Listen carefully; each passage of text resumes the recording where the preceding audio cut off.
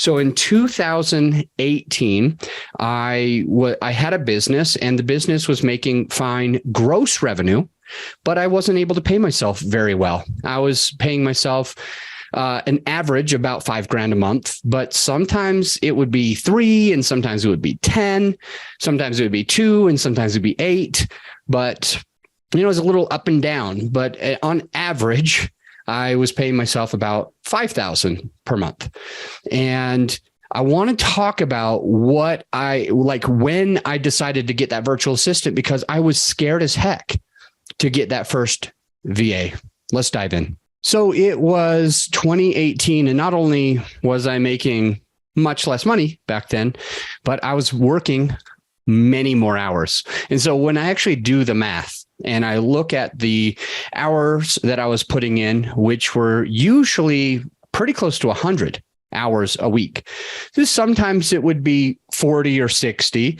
And sometimes it would be 80 or 100, and other times it would be above 100 and even up to 120 hours, where I might have been working 16 hours or 18 hours in a single day, and doing that sometimes 6 days a week. And then on that 7th day is still working 5 or 6 hours.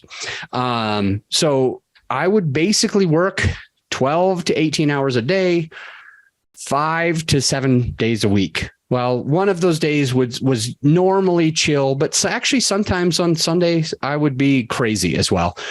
And so think about where I was, because I think that might be where you are, and I'm hoping you can relate. I was stressed out. I was working really hard. I was building a business that was feeling like it was doing pretty good, but I wasn't able to really pay myself. Sometimes I could do like 10,000 in that month, and other times it might be like 2,000 or 3,000. And so to fast forward, because I want to get to the point for you to fast forward, I did the math, and I was literally making about $9 to $10 an hour. I was working my ass off. I was working really, really hard. I was stressed. And I knew that I needed a virtual assistant. I'm telling you, everybody told me, everybody said, this is going to change your life. But I had 2 things going against me. What are those 2 things? A, I didn't have very much money. I didn't have like leftover money. I didn't have extra money. Even like when I would make $10,000 or more that month, I spent it. Like I needed it. I wasn't doing very well the month before, so I spent it. So the first thing that really was going against me about should I hire a virtual assistant is I wasn't really making enough money to justify it.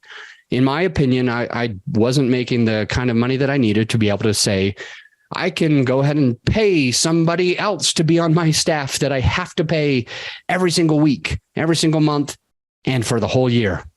And I just didn't have the money for that. Second, I didn't think that I had the time, because for the most part, I was working about 100 hours in a week. For the most part. Now, some were 30, 40, 50 hours. I had a lot of 60, 70, 80, 90 hours. And sometimes I had 100 to 120 hours. But a lot of the time, I'd work about 100 hours in the same week. No joke, no exaggeration, no lie. It was crazy. I did not like it. And you might be working your ass off too. You might be. So if I've got these 2 things going against me, A, don't have enough money, B, don't have time to even train somebody, don't even know what I would give them, don't even know how I would utilize somebody, because I'm so effing busy right now, so busy that how would I spend any more time on top of that just to train somebody new? And if I had a third objection, it was that I didn't know about a language barrier. I was thinking, if I got somebody from a different country, like the Philippines or something, are they going to be able to speak English? Are they going to be able to, is it going to be stressful? And so I didn't know. You might have these same 3 things as well.